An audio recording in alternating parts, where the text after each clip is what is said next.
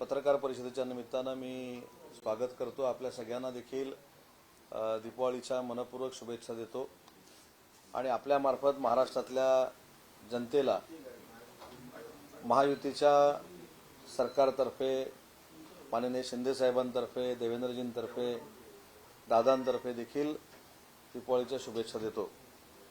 आणि आज पत्रकार परिषदेचं जे आयोजन केलंय त्याचं कारण एवढंच आहे की गेले 4-5 दिवस आम्ही कोकणामध्ये असताना चिपळूणच्या बैठकीमध्ये जे काही मी भाषण केलं होतं त्याचा वेगवेगळा अर्थ लावून महायुतीच्या संदर्भामध्ये जी चर्चा केली जाते त्या संदर्भात खुलासा व्हावा यासाठी या पत्रकार परिषदेचं मी आयोजन केलंय। कोकणामध्ये विशेषतः सिंधुदुर्ग असेल, रत्नागिरी असेल, रायगड असेल आणि अन्य परिसर असेल या ठिकाणी आम्ही प्रामुख्याने काम करतो आणि काम करत असताना स्थानिक स्वराज्य संस्था या महायुतीकडेच असाव्यात ही प्रामाणिकपणाची इच्छा माननीय एकनाथ शिंदे साहेबांच्या नेतृत्वाखाली आमची सगळ्यांचीच आहे। परंतु हे करत असताना ज्यावेळी चिपळूणमध्ये शिवसेनेच्या पदाधिकाऱ्यांची एक बैठक झाली त्या बैठकीमधनं अनेक पदाधिकाऱ्यांनी काही स्थानिक मुद्दे मांडले आणि स्थानिक मुद्द्याच्या अनुषंगाने मी सांगितलं की माननीय शिवसेनेचे मुख्य नेते एकनाथ शिंदे साहेबांची भूमिका स्पष्ट आहे। आपल्याला महायुती करूनच निवडणुका लढवायच्या आहेत आणि स्थानिक स्वराज्य संस्थेवर महायुतीचा भगवा फडकवायचा आहे। हे सांगत असताना मी हा देखील दाखला दिला की 2 दिवस अगोदर माननीय शिंदे साहेब ज्यावेळी रत्नागिरी जिल्ह्याच्या बूथ कमिटीच्या प्रमुखांच्या मेळाव्यासाठी उपस्थित होते त्यावेळी देखील शिंदे साहेबांनी ही भूमिका मांडली होती की आपल्याला महायुतीनंच लढायचं आहे। परंतु स्थानिक पातळीवरची नवीन मित्रपक्षामध्ये आलेली जी मंडळी आहे त्यांनी ज्या पद्धतीने एक वातावरण तयार केलेलं होतं त्या वातावरणावर न बोलताना कार्यकर्त्यांशी संवाद साधत असताना मी असं म्हटलं की महायुतीनंच आम्हाला लढायचं आहे। आमच्याकडनं असं कुठचीही वागणूक होणार नाही की ज्याच्यामुळं शिवसेनेचे मुख्य नेते एकनाथ शिंदे साहेबांना त्रास होईल, राज्याचे मुख्यमंत्री देवेंद्रजी फडणवीस साहेबांना त्रास होईल आणि अजितदादांना देखील त्रास होईल असं कुठचंही काम मंत्री म्हणून असेल किंवा शिवसेनेचा पदाधिकारी म्हणून असेल हे आमच्याकडनं होणार नाही। परंतु स्थानिक लोकांना जर खुमखुमीच असेल तर धनुष्यबाण कशा पद्धतीनं चालतो हे दाखवायला आमचे कार्यकर्ते सक्षम आहेत हे त्या कार्यकारिणीमध्ये म्हटलेलं मी वक्तव्य होतं। त्याचा काही लोकांनी विपर्यास केला, त्याच्यामध्ये मग युती तुटली कोकणातली अशा पद्धतीचं काही लोकांनी सांगितलं। परंतु आजही शिंदे साहेबांचे आदेश स्पष्ट असे आहेत की महायुतीनंच आपल्याला निवडणुका लढवायच्या आहेत आणि महायुतीनंच या आपल्याला जिंकायचे आणि भगवा फडकवायचा।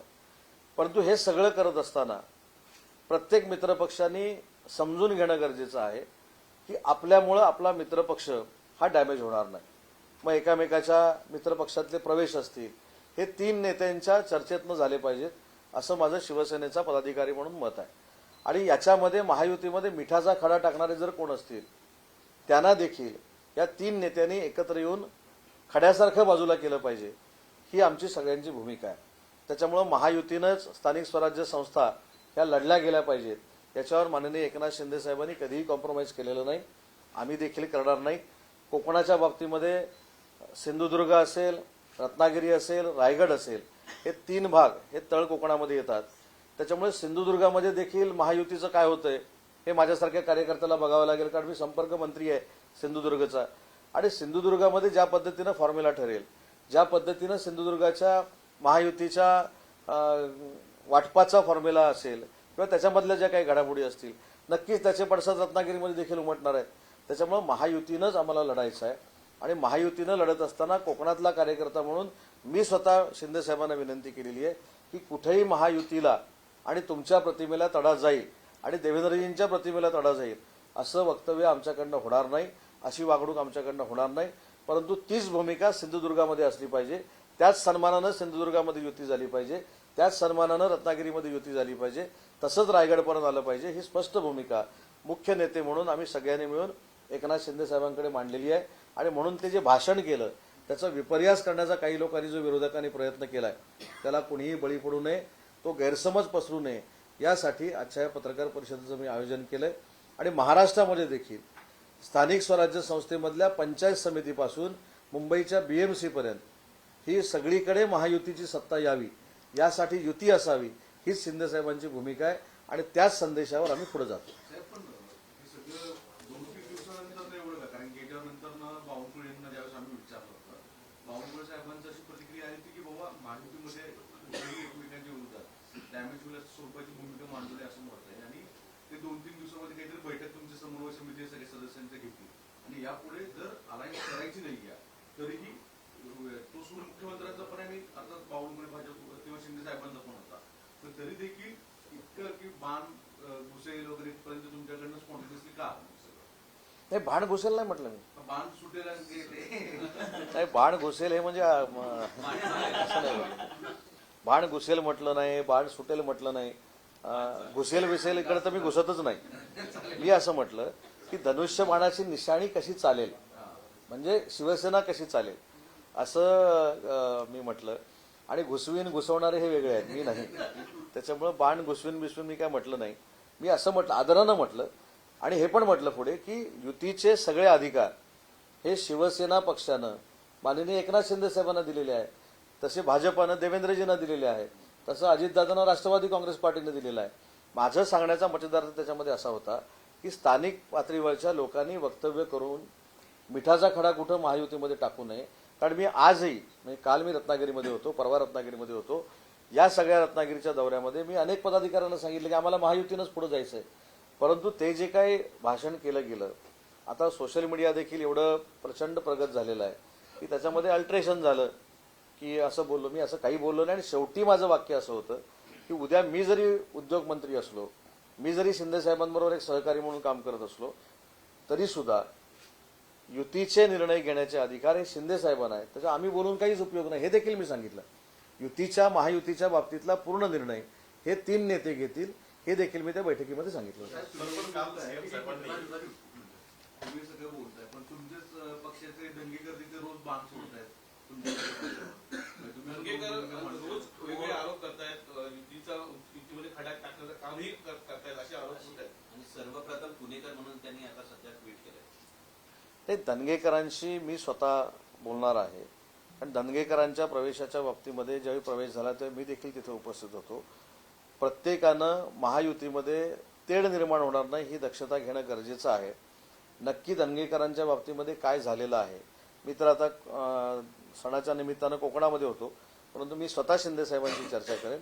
वेळ पडल्यास मी पुण्याला जाऊन देखील दंगेकरांची भेट घेईन, कारण ते आमचे सहकारी आहेत. परंतु माझी त्यांना देखील एक विनंती आहे की भाजप, शिवसेना आणि अजितदादांची राष्ट्रवादी काँग्रेस पार्टी ही महायुती आहे. त्याच्यामुळे एकामेकाच्या बोलण्यानं समोरच्याची मनं दुखावतील असं धनगेकरांनी जसं करू नये तसं बाकीच्यांनी देखील कोणी करू नये, या मताचा मी. हाच मुद्दा आहे की धनगेकर भाजपवरती टीका करताना थांबत नाहीये आणि इकडे गणेश नाईक शिवसेनेवरती टीका करताना थांबत नाहीये. का दोन्ही नेते त्यांना? मी तेच सांगितलं ना, धनगेकरांना जो क्रायटेरिया आहे तोच प्रत्येकाला, तो मला पण असला पाहिजे. म्हणून मी पत्रकार परिषद घेऊन आज खुलासा केला की माझ्या भाषणाचा अर्थ काय होता. मी जे फक्त वाक्य धनुष्यबाण चालेल एवढं म्हटलं तेवढंच दाखवलं गेलं, पण त्याच्यानंतर आणि त्याच्या आधी देखील सांगितलं की महाराष्ट्राचे 3 नेते, महायुतीचे जे 3 नेते आहेत तेच हे निर्णय घेणार आहेत, त्याच्यावर स्थानिकांनी कोणी चर्चा करू नये. तसंच धनगेकरांच्या बाबतीमध्ये जी भूमिका तुम्ही मांडली की धनगेकर एका वेगळ्या पद्धतीनं बोलतायत किंवा ट्विट करतायत, तसं कोणीच करू नये.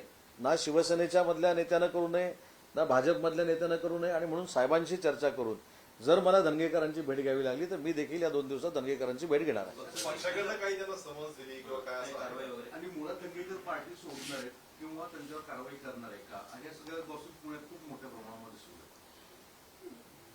आता होतं कसं बघा, आता धनगेकरांनी हे बोलल्यामुळं त्यांना पार्टीतनं काढून टाकावं असं काही लोकांचं भूमिका आहे. मग नवी मुंबईचं काय? मला असं वाटतं की समन्वयानं हे घेतलं पाहिजे. इकडं तर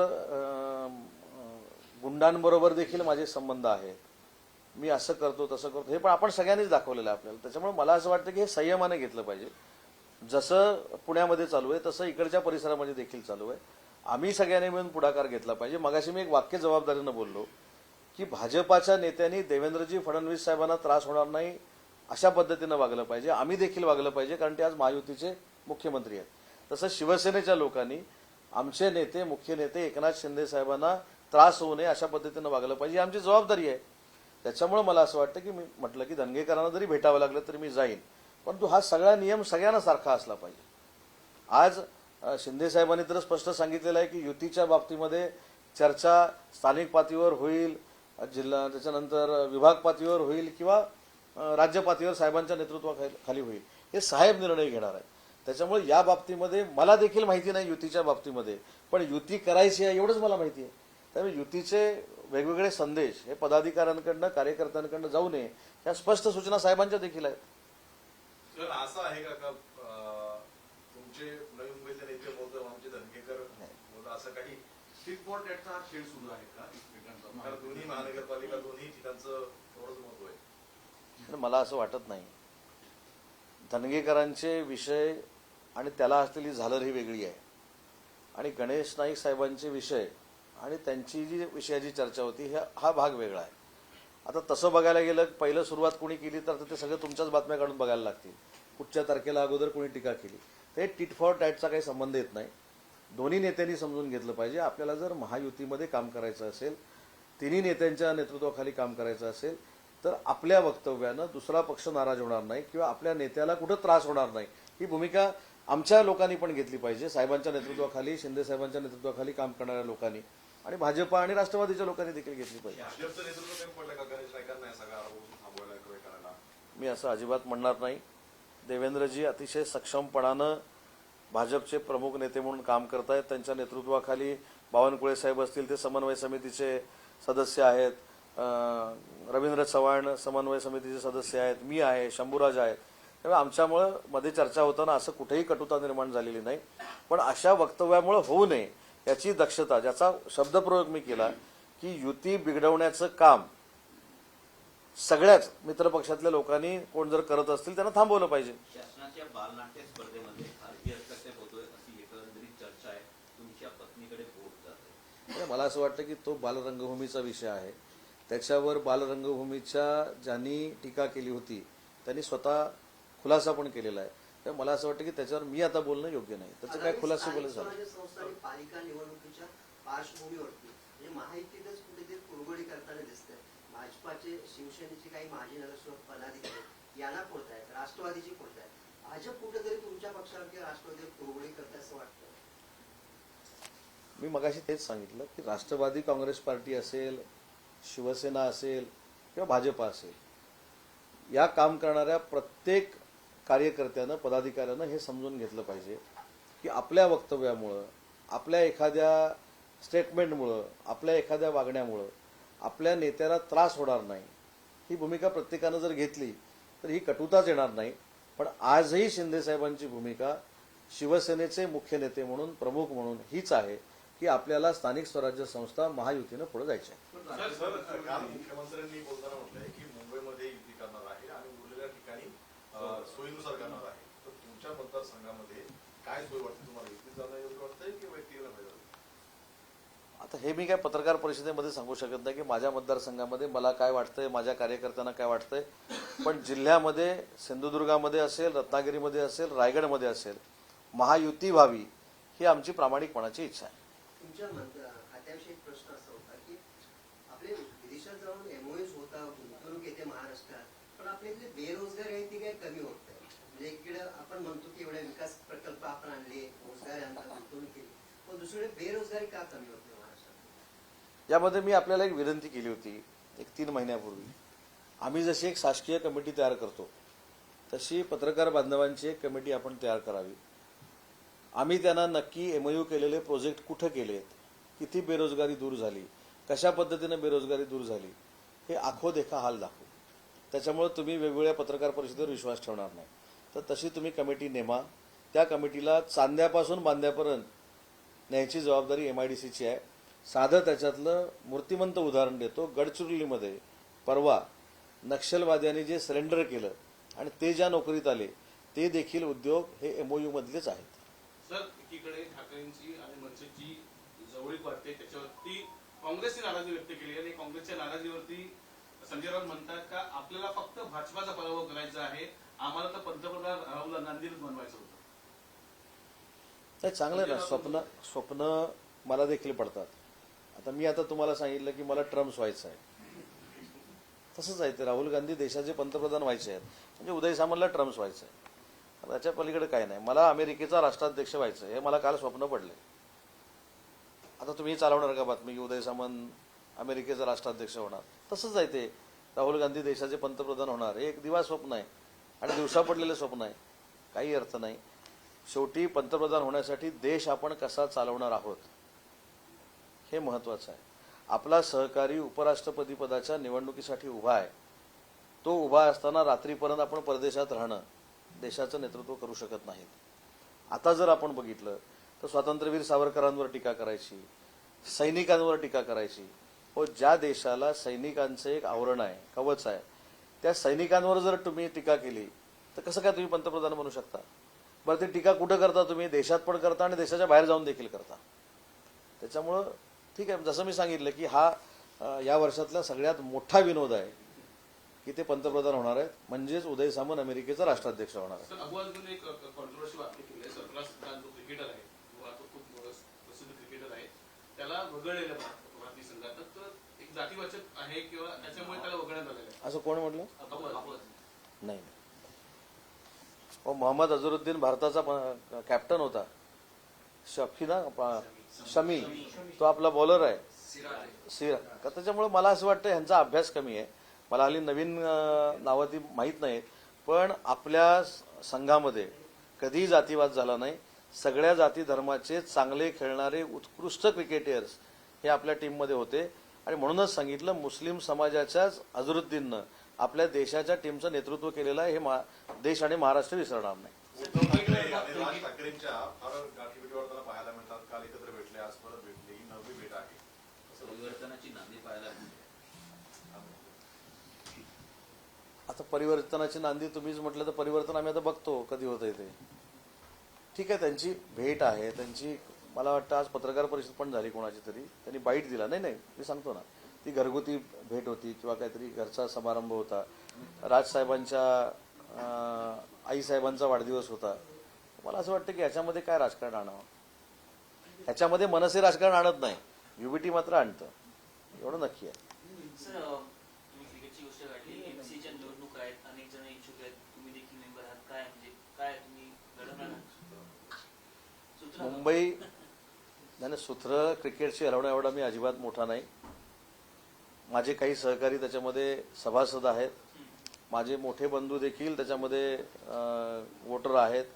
त्यांच्याबरोबर देखील एक चांगला संच आहे.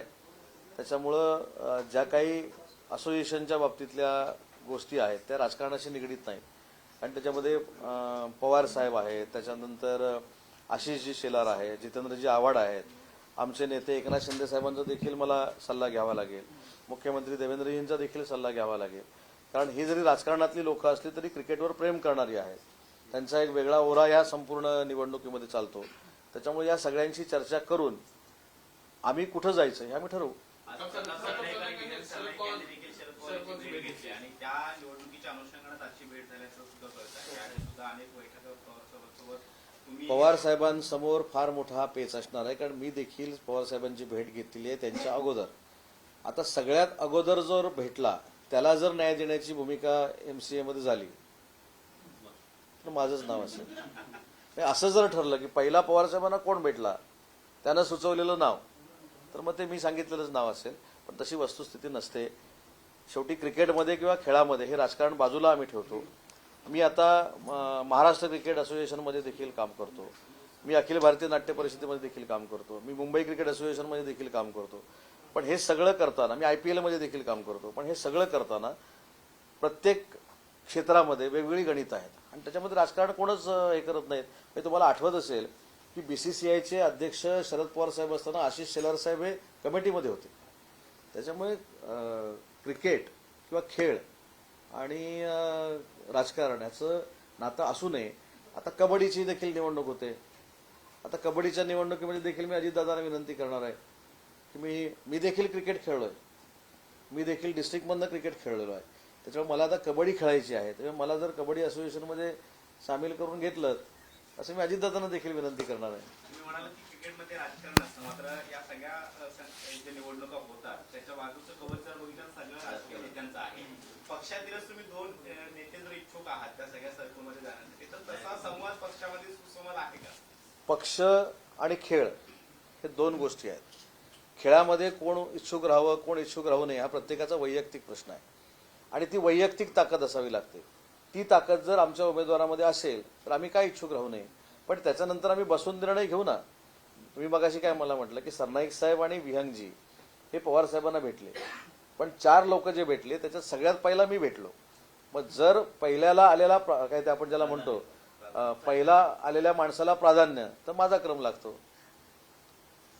त्यामुळे सगळे आणि पवार साहेबांचं त्यातलं योगदान मोठं आहे. म्हणून मी सांगितलं सगळ्यांचीच नावं घेतली की शिंदे साहेब असतील, पवार साहेब असतील, देवेंद्रजी असतील, आशिषजी असतील, अजिंक्यजी असतील, सध्याचे अध्यक्ष, सगळ्यांशी चर्चा करून निर्णय घेऊ. पवार साहेबांकडून या प्राधान्याची अपेक्षा आहे का? अशी गोष्ट जर भेटून झाली, आनंदाची घडत असेल तर का असणार नाही, असणारच ना. हा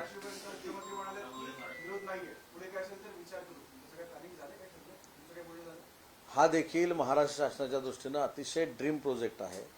त्याच्यामुळे शेतकऱ्यांना विश्वासात घेणं आणि शेतकऱ्यांना विश्वासात घेऊन काम करणं ही सरकारची प्रायोरिटी आहे. आणि त्याच पद्धतीनं स्वतः माननीय देवेंद्रजी आणि MSRDCचे चेअरमन आणि मंत्री स्वतः साहेब असल्यामुळं, एकनाथ शिंदे साहेब असल्यामुळं त्याच्यावर नक्की मार्ग निघेल. आणि हा ड्रीम प्रोजेक्ट जसा समृद्धी महामार्ग पूर्ण झाला तर शक्तीपीठ देखील पूर्ण होईल.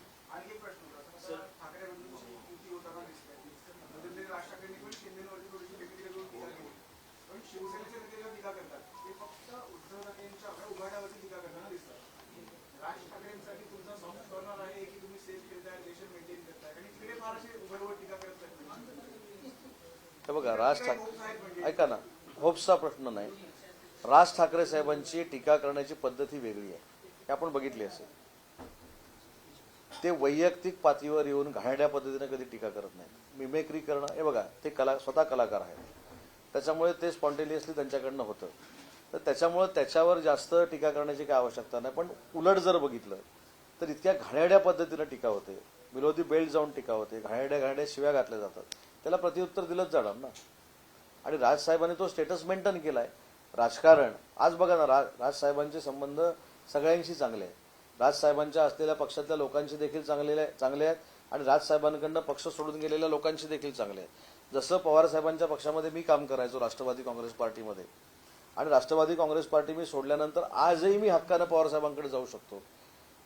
याला पॉलिटिकल संस्कार असं म्हणतात. आता काही लोक पक्ष सोडून गेल्यामुळं ते भारत पाकिस्तान सारखंच करतात, त्याच्यामुळे त्याला काय करणार. त्याच्यामुळे ती टीका होते. त्यांनी देखील एवढं खिलाडू वृत्तीनं जर घेतलं असतं की मेजॉरिटीमुळे एकनाथ शिंदे साहेब तिथे गेले, उठाव केला, हे जर त्यांनी मान्य केलं असतं तर आमच्याकडनं पण टीका झाली नसती. त्यामुळे राजसाहेबांची टीका ही त्यांच्या स्टाईलमध्ये असते, पण अशी घाणेरडी टीका राजसाहेब कधी करत नाही. छगन भुजबळ हे भाषणामध्ये असे म्हणाले होते की गोपीनाथ मुंडे यांचे खरे वारसदार हे धनंजय मुंडे, तर त्याला तर प्रकाश महाजन हे बोलतात की खरी वारसदार ही पंकजा मुंडे. कुठेतरी तर वारसदारावरून एक राजकारण सुरू झालेलं आहे. ट्विट केलं सर. माझी विनंती आपल्याला अशी आहे की कोणाच्या घरातला कोण वारसदार आहे हे ठरवण्याचे अधिकार मला 100% दिलेले नाही. त्याच्यावर मी काय त्याच्यावर बोलणं योग्य नाही.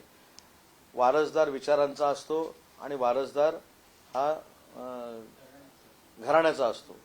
आता आमच्याकडे जर बघितलं तर शिवसेनेमध्ये माननीय एकनाथ शिंदे साहेब हे वंदनीय बाळासाहेबांच्या विचाराचे वारसदार आहेत, प्रॉपर्टीचे नाही. त्याच्यामुळे त्यांच्या घरातला वारसदार कोण आणि विचाराचा वारसदार कोण आहे हे बोलण्याचा अधिकार मला माहित नाही, पण शिवसेनेचा आहे. कारण माननीय एकनाथ शिंदे साहेब वंदनीय बाळासाहेबांचा विचार पुढे घेऊन जातात. फडणवीसांना शिंदे आणि अजितदादा यांचा पक्ष फोडायचा आहे असं संजय राऊतांनी आरोप केला. कुठचं भाकीत खरं ठरलंय मी सांगतोय का? कुठचंही मी तर असं म्हणतो की हे मंडळी बोलत राहिले की आमची महायुतीची मतं वाढतात दर दिवशी, आणि त्यांनी तो अजेंडा जो घेतलाय तो चांगला आहे.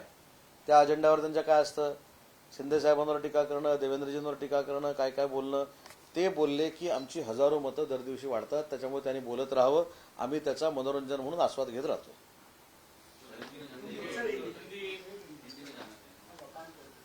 विचारा.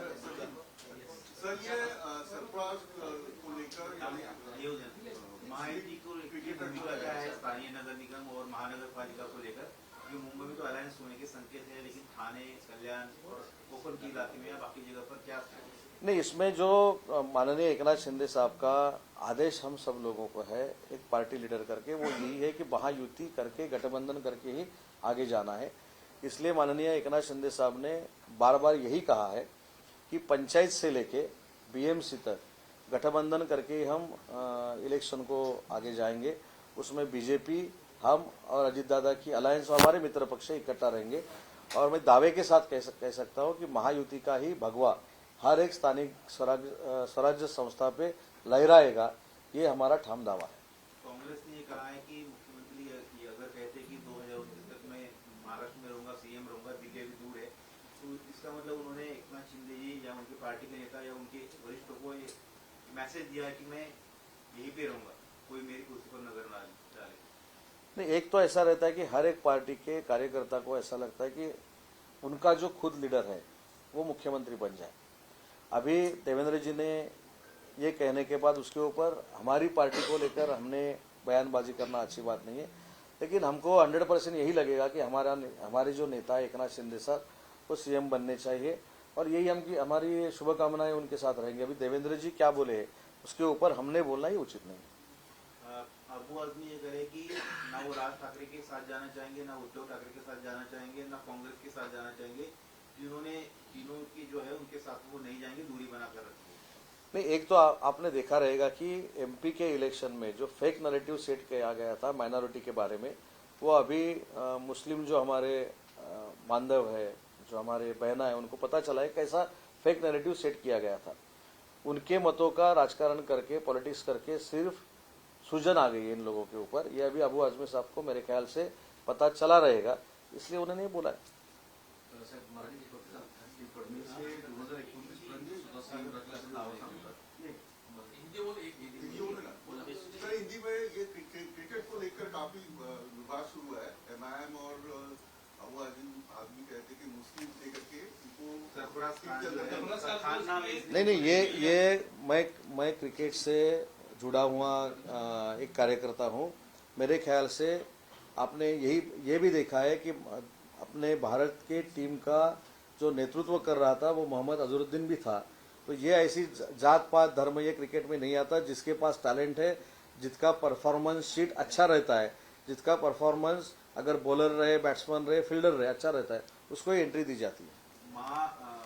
जो अपोजिशन है महाविकास आघाड़ी, उनमें कहना है लोकल बॉडीज चुनाव को लेकर दरार दिखाई दे रही है। कांग्रेस के जो लोकल नेता है, मुंबई कांग्रेस के जो नेता या दूसरे, वो कह रहे कि हम अकेले के बलबूते पे चुनाव लड़ेंगे। समाजवादी पार्टी अलग होने की बात कर रही है, तो आपको क्या लगता है? नहीं, अभी देखो ना, कांग्रेस वालों को एक सवाल मेरे ख्याल से आगे जाके राज साहब पूछेंगे कि स्वतंत्रवीर सावर जी को आप गालियां क्यों देते हो। वैसे कांग्रेस वाले भी राज साहब को एक सवाल पूछेंगे या उद्धव जी को एक सवाल पूछेंगे कि जो मुस्लिम है या अमराठी लोग हैं उनको मारना, उनके ऊपर अन्याय करना, इसका रीजन क्या है, इसका जवाब क्या है। ये तो होगा ना अलायंस करते वक्त, तब देखेंगे पक्का क्या होने वाला है वो। बीजेपी और शिवसेना में स्थानीय कुछ जगहों पर नेता झगड़ रहे, दंगेकर हो या फिर गणेश नाइक हो, ऐसा क्यों हो रहा है? मतलब एक दूसरे के खिलाफ इतनी टीका। नहीं, सबने संयम से लेना चाहिए, क्योंकि अपनी जो लीडरशिप है, यानी शिंदे साहब है, देवेंद्र जी है, उनको कोई भी तकलीफ नहीं हो, यही हमारा बिहेवियर होना चाहिए। इसलिए मैंने ये कहा कि अगर धनगेकर साहब को जाके मिलना है तो मैं शिंदे साहब के साथ बात करके उनको भी मिलने जाऊंगा, लेकिन अलायंस में बाधा निर्माण हो ऐसा कोई भी वक्तव्य नहीं होना चाहिए। इससे मैं 100% सहमत हूँ। ठाकरे ब्रदर्स की मुलाकातें काफी बढ़ गई है, आए दिन रोजाना मुलाकातें हो रही है, कल भी हुई थी। इस मुलाकातों को आप कैसे देखिए? क्योंकि नहीं, उनके ही प्रवक्ता ने जहाँ मेरे ख्याल से डिक्लेयर किया है कि वो जो उनकी भेंट थी, यहाँ विजिट थी उनकी राज साहब के घर में, वो राज साहब की माँ साहब जो है उनका बर्थडे था, इसलिए वो गए थे। वो उससे राजनीति से जुड़ना अच्छा नहीं। एक मौका नहीं है, लेकिन बार बार ऐसे मौके पर वो मिल रहे हैं। आप ही उद्धव ठाकरे की पार्टी इसको अपने का पॉलिटिक्स से, मतलब इसका राजनीतिक फायदा वो लेना चाहती है।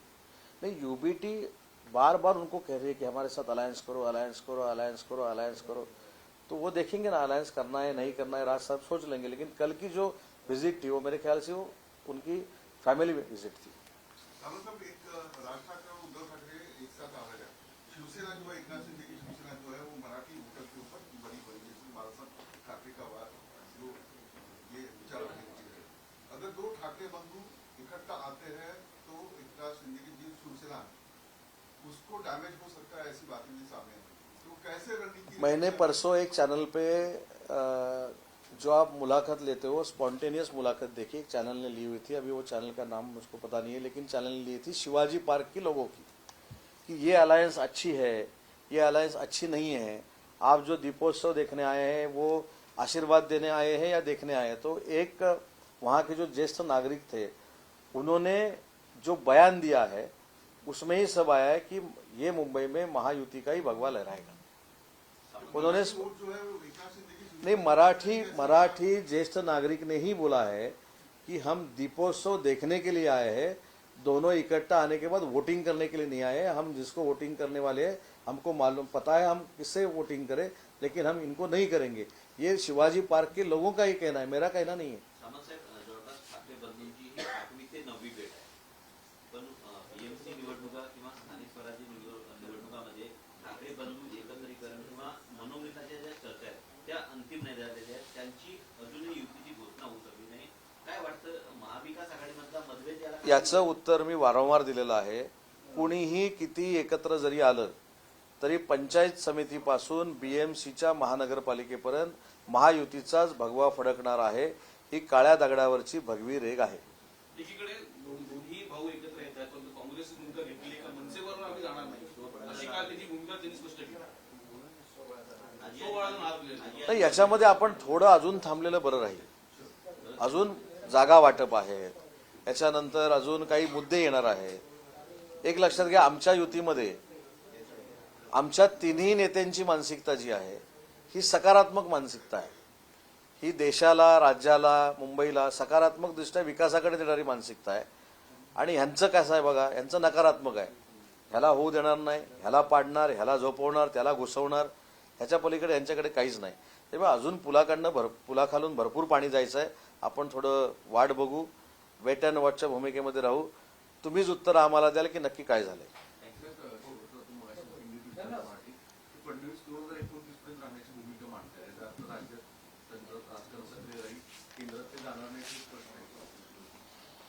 देवेंद्रजी फडणवीस साहेब हे भाजपाचे एक देशातले फार मोठे नेते आहेत, राज्याचे ते मंत्री आहेत। त्याच्यामुळं मुख्यमंत्र्यांनी एखादं त्यांच्या बाबतीतलं वक्तव्य केल्यानंतर मित्रपक्षाच्या मंत्र्यांना त्याच्यावर उत्तर देणं हे योग्य आहे असं मला वाटत नाही। पण शेवटी मित्रपक्षामध्ये काम करत असताना शिवसेनेचा कार्यकर्ता म्हणून मला काय वाटतं, तर ज्या पद्धतीनं मुख्यमंत्री म्हणून एकनाथ शिंदे साहेबांनी काम केलेलं आहे, भविष्यामध्ये देखील एकनाथ शिंदे साहेब मुख्यमंत्री व्हावेत ही प्रामाणिकपणाची कार्यकर्त्याची भूमिका असते। पण महत्त्वाचा मुद्दा असा आहे की देवेंद्रजींनी मांडलेला जो मुद्दा आहे त्याच्यावर मी बोलणं एवढा मोठा नाही, त्याची उत्तरं तेच देऊ शकतात किंवा त्यांची केंद्रीय नेतृत्व देऊ शकतात। दिवाळीच्या तुम्हाला सगळ्यांना शुभेच्छा। आता isakal.com आहे देशातील नंबर 1 ची मराठी न्यूज वेबसाईट। प्रत्येक अपडेटसाठी isakal.com ला नक्की भेट द्या।